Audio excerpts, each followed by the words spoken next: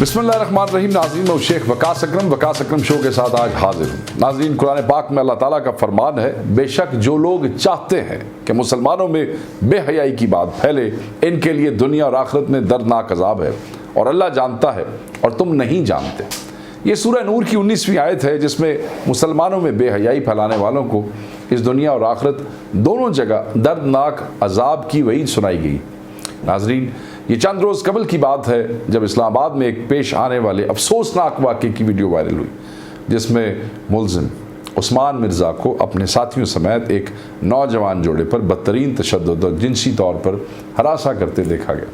Video میں مرکزی ملزم عثمان مرزا کو نہ صرف لڑکے اور لڑکی پر تھپڑ برساتے انہیں گالیاں دیتے دیکھا گیا بلکہ اسے ان کے کپڑے اتارنے کی کوشش کرتے ہوئے بھی دیکھا گیا. یہ وہ صورتحال ہے جس نے انسانیت کا سر شرم سے جھکا دیا ہے.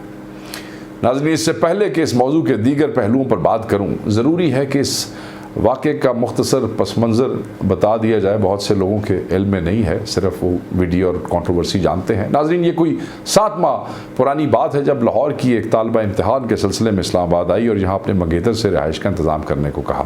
اس کے منگیتر نے اپنے دوست کا فلیٹ کرائے پر لیا. جب وہ دونوں فلیٹ میں موجود تھے تو ملزم عثمان مرزا کا بھائی وہاں آیا اور اس نے فلیٹ کے اندر جانے کی کوشش کی. اس پر عثمان مرزا کے دوست نے اسے بتایا کہ اندر فیملی موجود ہے جس کی وجہ سے وہ اندر نہیں جا سکتا. یہ سن کر ملزم کے بھائی نے عثمان مرزا کو فون کیا جو اپنے چند ساتھیوں کے ہمراہ وہاں آ گیا اور لڑکے اور لڑکی کے ساتھ بدسلوکی کی. پولیس ذرائع کے مطابق اس بدسلوکی کی ویڈیو بنانے کے بعد ملزمان نے انہیں دھمکی دی کہ اگر انہوں نے کسی سے اس واقعے کا ذکر کیا تو یہ ویڈیو وائرل کر دی جائے گی. It's a very common occurrence nowadays. اس کے بعد یہ ملزمان اس ویڈیو کی بنیاد پر ان دونوں کو بلیک میل کرتے رہے. اطلاع یہ ہے کہ اس دوران یہ درندے ان دونوں سے 10 لاکھ روپے بھی وصول کر چکے تھے، مگر کہتے ہیں کہ ظلم کی بھی ایک حد ہوتی ہے. چنانچہ یہی کچھ ان ظالموں کے ساتھ ہوا. یہ ویڈیو اب تک کی اطلاع کے مطابق کسی نامعلوم شخص نے سوشل میڈیا پر اپلوڈ کر دی جو دیکھتے ہی دیکھتے وائرل ہو گئی. ویڈیو وائرل ہوئی تو بات وزیر اعظم تک بھی پہنچی، لہٰذا قانون حرکت میں آ گیا اور ملزمان گرفتار ہوئے. ان پر تشدد، ہراسانی، تشدد، یرغمال بنانے اور دھمکیاں دینے کے جرم میں متعدد دفعات عائد کر دی گئی جن کی زیادہ سے زیادہ سزائے موت بھی ہو سکتی ہے. ناظرین یہ 4 مختلف دفعات ہیں جن میں پہلی دفعہ 354 ہے. اس دفعہ کے تحت کسی عورت پر حملہ کرنے اور اس کا لباس اتار کر برہنہ کرنے کی سزائے موت یا عمر قید ہے. دوسری دفعہ 506 ہے. اس دفعہ کے تحت کسی کو سنگین نتائج کی دھمکیاں دینے کی سزا 7 سال قید اور جرمانہ ہے. تیسری دفعہ 509 ہے. اس دفعہ کے تحت کسی عورت کی عزت ناموس کی توہین کرنے، آوازیں لگانے، کسی چیز کی نمائش یا کسی بھی عمل سے عورت کا تقدس پامال کرنے والے شخص کے لیے 1 سال قید کی سزا ہے. اور چوتھی دفعہ 341 ہے جس کے تحت کسی کو یرغمال بنانے کی سزا 1 ماہ قید اور جرمانہ ہے. اس شرمناک حرکت پر وزیر اعظم کا نوٹس بلکہ معاملے میں ذاتی دلچسپی لائق تحسین ہے اور پولیس کی کارکردگی قابل ستائش ہے کہ وہ اس مقدمے میں خود مدعی بنی ہے اور چاہتی ہے کہ معاشرے کے ان ناصوروں کا جڑ سے خاتمہ کیا جا سکے. مگر سوال یہ ہے کہ کیا پولیس کی جانب سے گرفتاری اور عدالت کی جانب سے سزا دینا کافی ہوگا؟ جبکہ سزا پر عمل درآمد میں تاخیر اور اکثر صورتوں میں مکمکا کا معاملہ، اپیلیں اوپر کی عدالتوں میں، پولیس کی پھرتیوں اور عدالتی فیصلوں کو بے اثر، یہ سب کچھ عدالتی فیصلوں کو بھی بے اثر کر دیتا ہے. ناظرین یہ سوال اس لیے اہم ہے کہ معاشرہ میں جنسی بھیڑیوں کی تعداد ہر گزرتے دن کے ساتھ بڑھتی جا رہی ہے. ملزمان کے بااثر ہونے، قانون میں سکم اور ہمارے مخصوص معاشرتی مائنڈ سیٹ کی وجہ سے صرف چند واقعات ہی رپورٹ ہو پاتے ہیں، جبکہ اکثر اپنے خاندان کی عزت و وقار کی خاطر FIR تک بھی درج نہیں کراتے ہیں. دردگی کا شکار ہونے والی نوجوان لڑکیاں اور خواتین خودکشی کر کے اپنی زندگی سے چھٹکارا حاصل کر لیتی ہیں اور ایسے کئی کیس روز ہمارے پاس ہمارے حلقوں میں آتے ہیں. موٹر وے پر ماں کا معصوم بچوں کے سامنے ریپ ہو، یا وزیر اعظم ہاؤس کے پڑوس میں واقع قائد اعظم یونیورسٹی میں پیزا ڈیلیوری بوائے کے ساتھ اجتماعی زیادتی ہو، زینب جیسی معصوم بچیوں سے زیادتی اور پھر قتل ہو، یا ڈاکوں کی جانب سے نئی نویلی دلہن کے ساتھ اجتماعی آبرو ریزی. حیوانیت ہے. حیوانیت ہے کہ یہ قرار لینے کا نام ہی نہیں لیتی ہے. यहाँ 2.5 महीने की बच्ची से लेकर 70 साल तक, बल्कि मरी हुई औरत भी इस हवस का निशाना बन चुकी है। खुद सरकारी आदाद शुमार के मुताबिक पाकिस्तान में रोज़ाना की बुनियाद पर जिनसी ज्यादती के 11 केसेस होते हैं। इस सरकार के दीजिए रिकॉर्ड के मुताबिक गुज़श्ता 6 सालों के दौरान मुल्क भर में जिनसी ज्यादती के 22,000 से ज़ायद वाक़यात हुए और हम इस्लामी रिपब्लिक ऑफ पाकिस्तान हैं। ताम सज़ा में सिर्फ 77 मुल्ज़मान को हुई है, यानी 0.3% मुल्ज़मान कैफरे किरदार तक पहुँचे हैं। बाकी नल की हो जी।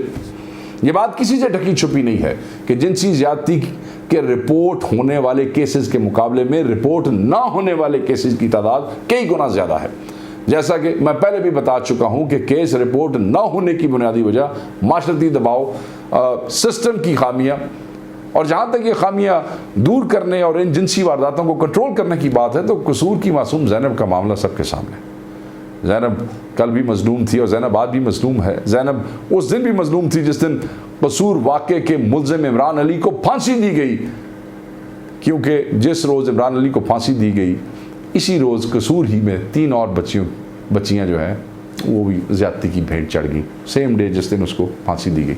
फिर हम देखते हैं कि जनवरी 2020 में Zainab alert response and recovery bill 2019 को मुतफ़िका तौर पर मंजूरी दी गई, मगर बिल मंजूर होते रहे और दूसरी तरफ जिनसी दरिंदगी का नंगा नाच है कि ख़त्म होने को ही नहीं आ रहा है। नाज़रीन, ये जिनसी दरिंदगी सिर्फ गलियों, मोहल्लों या आला तालीमी इदारों में ही नहीं हो रही है, बल्कि इसका शिकार मदारिस में पढ़ने वाले बच्चे भी हैं जिन्हें इनके वालिदैन दीन का इल्म हासिल करने भेजते हैं और उलमा की सफ़ों में शामिल चंद भेड़िए इन हवस का निशाना बनाते हैं।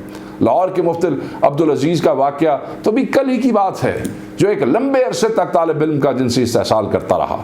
नाज़रीन, तंजीम इत्तेहाद तंजीमात मदारिस दीनिया के मुताबिक इस वक्त मुल्क में इनके ज़ेर निगरानी 33,000 से ज़ायद मदारिस में 20 लाख से ज़ायद बच्चे ज़ेर तालीम हैं। बच्चों के खिलाफ जिनसी जराइम पर काम करने वाले एक गैर सरकारी इदारे साहिल के मुताबिक गुज़श्ता साल 42 ऐसे केसेस रिपोर्ट हुए हैं, सिर्फ रिपोर्ट की, अनरिपोर्टेड छड्डो तुसी, जिसमें बच्चों के खिलाफ जिनसी तशद्दुद में मजहबी उस्ताद मुलव्विस थे।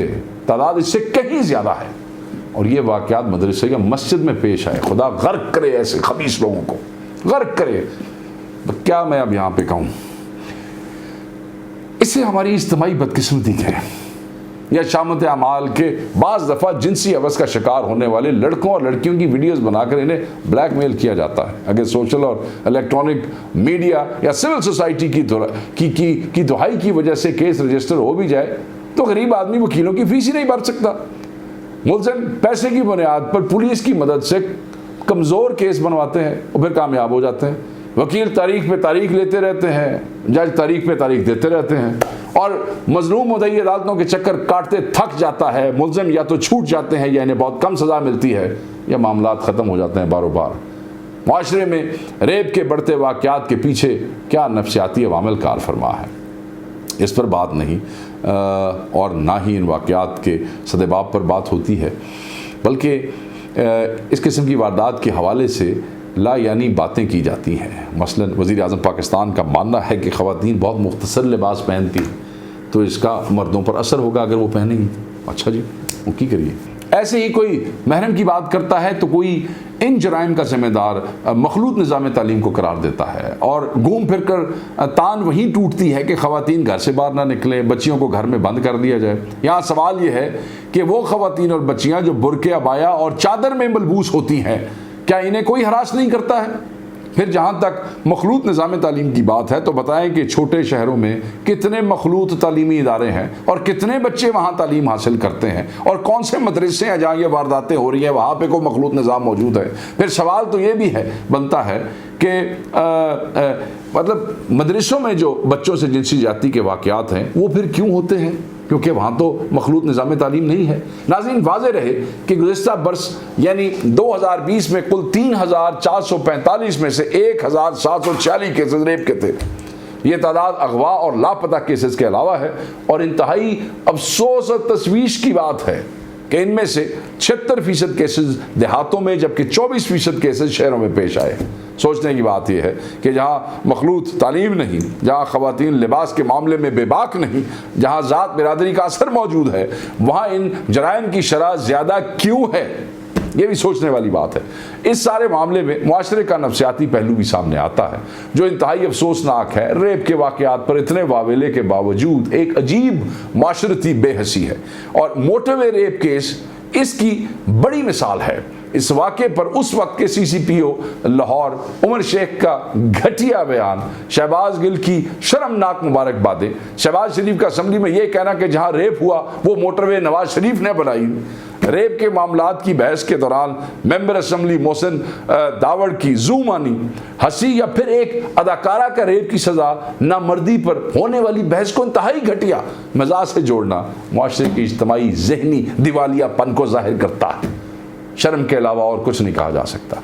ناظرین، صورتحال یہ ہے کہ آج بھی زنا بالجبر کا واقعہ رپورٹ ہو تو تھانے دار کا پہلا شک عورت کے چال چلن پر ہوتا ہے۔ معاشرے میں بڑھتے اس ناسور کی وجوہات کو سمجھنے کے لیے ضرور یہ ہے کہ ریپ کے تمام ملزمان کے بیانات کا ملکی سطح پر کوئی ریکارڈ مرتب ہونا چاہیے۔ ان کے تفتیشی اور عدالتی بیانات، ریپ کے بیان کردہ وجوہات اور ریپ سے پہلے درپیش حالات سب کا بغور جائزہ لینا چاہیے، تاکہ یہ تو طے کیا جا سکے کہ مجرم ایسے گھناؤنے فعل کی جانب کیوں آیا۔ پھر اس طرح کے کیسز کو کنٹرول کرنے کے لیے ضروری ہے کہ اصلاح کے ہر دو طریقوں کو بروئے کار لایا جائے، یعنی ایک جانب معاشرے کی اخلاقی تربیت کا نظام کیا جائے، معاشرے میں جنسی ہیجان پھیلانے والے ذرائع کا سدباب کیا جائے، اور دوسری جانب جرائم میں ملوث مجرموں کو نشان عبرت بنایا جائے۔ بدقسمتی سے جب اسلامی حدود کی بات کی جاتی ہے تو کچھ لوگ ان سزاؤں کو وحشیانہ سزائیں قرار دیتے ہیں۔ ایک بات یاد رکھیں، جن سزاؤں کو حکم اللہ نے دیا ہے اور جن سزاؤں پر رحمت للعالمین صلی اللہ علیہ وآلہ وسلم نے خود عمل درآمد کر کے دکھایا ہو، انہیں وحشیانہ کہنا نہ صرف گناہ ہے بلکہ ایمان کو خیر بات کہنے کے مترادف ہے۔ ضروری ہے کہ اس حوالے سے سوچ سمجھ کے بات کی جائے۔ پھر مغرب کے زیر اثر ایک ایسا طبقہ بھی پیدا ہو گیا ہے جن کی ہمدردی ہر صورت میں مجرموں کے ساتھ ہوتی ہے۔ وہ یہ نہیں دیکھتے کہ ان کے مجرمانہ فعل کے نتیجے میں کتنے ہی ہنستے بستے گھر اجڑ جاتے ہیں، کتنی ہی زندگیوں کے چراغ گل ہو جاتے ہیں، لوگ رل جاتے ہیں، مگر ان سے ہمدردی کی بجائے، ان کے آنسو پوچھنے کی بجائے سارا زور مجرم پر، ترس کھانے پر ہوتا ہے۔ یاد رکھیں، اللہ نے ایسے لوگوں پر ترس کھانے سے منع فرمایا ہے۔